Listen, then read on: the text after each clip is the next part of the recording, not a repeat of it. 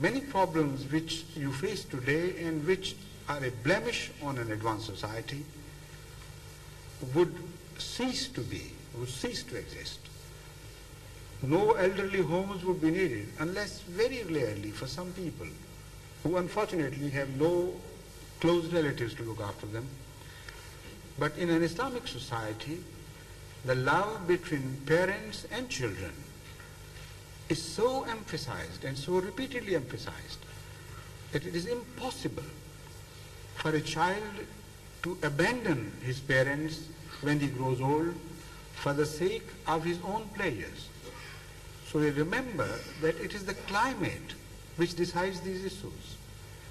If a society gives you right and promotes that right to seek pleasure wherever you can, in whatever manner you may, your mind is bent in that direction sometimes so rigidly that even the rights of your parents would not change that course. You consider that to be a burden on you. And this burden is lodged upon the society as a whole, which it is impossible for the society to look after properly. Because the weaker a man becomes, the more tender care he or she they require. Such people, I shouldn't say man, but human beings, the weaker they grow, the more tender care they need. Imagine mother looking after her children. If it were not for the love and not the sense of responsibility, a mother would not be able to discharge her duties to her children. It is far more than this sense of responsibility that is involved in taking care of one's children. This is the strongest bondage between any two human beings, the mother-child relationship. If that bondage is weakened and stricken in a society, the resultant influences, damaging influences on the whole relationship of family members and kith and kin is completely destroyed. There is no longer emphasis on brother-sister love, father-daughter love, unless it be understood in a depraved way, and no emphasis on love between brothers, parents and children, friends, people who are under you, the helpless and the unfortunate sections of the society. Then such society is not worthy of life. This is exactly what this verse speaks about.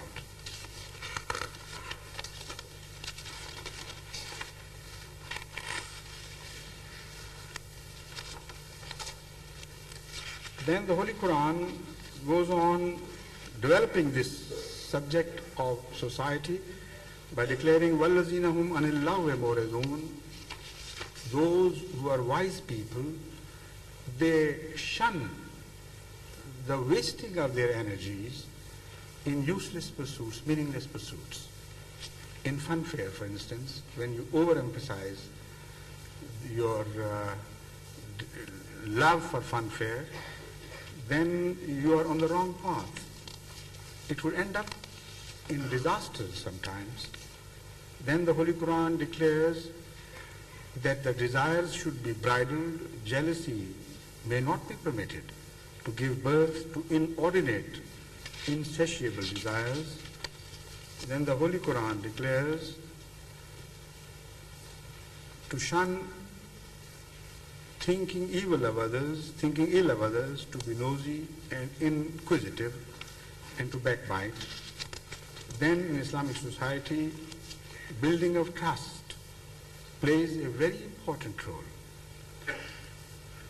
Unviolability of trusts and treaties is considered fundamental to Islamic concept of building societies.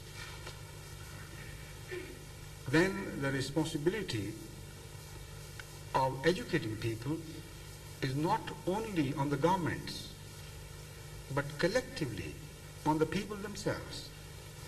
The Holy Quran declares, وَلْتَكُمْ مِنْكُمْ أُمَّةٌ يَدُونَ إِلَى الْخَيْرِ وَيَأْمُرُونَ بِالْمَعْرُوفِ وَيَنْهَوْنَ عَنِ الْمُنْكَرِ وَأُولَٰئِكَ هُمُ الْمُفْلِحُونَ.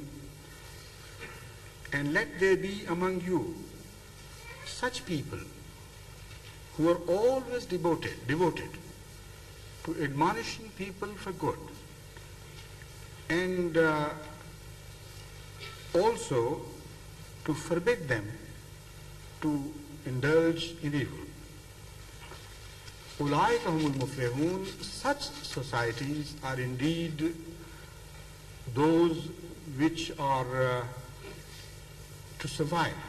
Muflihun here would be translated as redeemed, as well as those who have the qualities of survival. About women, nowadays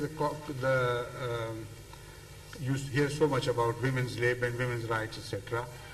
Islam only speaks of one single fundamental principle, which says, وَلَهُنَّ مِثْلُ الَّذِي عَلَيْهِنَّ بِالْمَعْرُوفِ. And for the ladies, there are exactly equal rights upon men as men have rights upon ladies. So there is a total equation, no difference whatsoever between the fundamental human rights of ladies and men.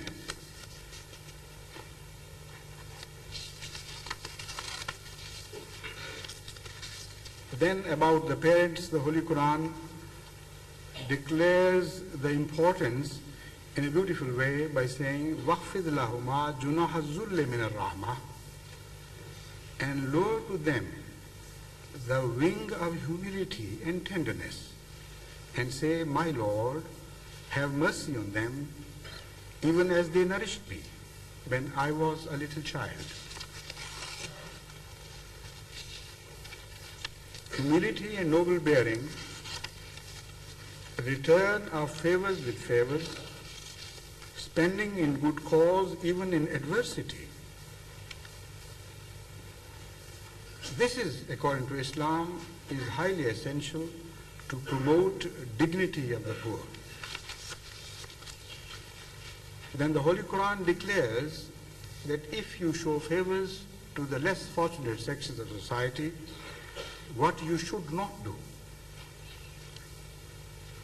الَّذِينَ يُنْفِقُونَ أَمْوَالَهُمْ فِي سَبِيلِ اللَّهِ ثُمَّ لَا يُتْبِعُونَ مَا أَنْفَقُوا مَنًّا وَلَا أَذًى. The summary of this is, there should be no follow-up by rubbing in favors with reminders. You know, I did this to you and that to you when you were in need of help, and so on and so forth. And no follow-up of bothering the recipient with demands that may cause pain and discomfort to him. This is an act of good deed in the sight of God. Not just giving alms to people, but with these conditions.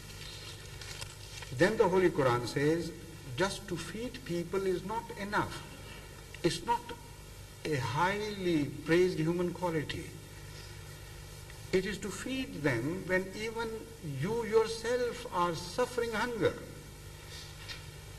when you know what misery is, when feeding them is not just to relieve them of pain, but for you to share their pain is the option, is the question.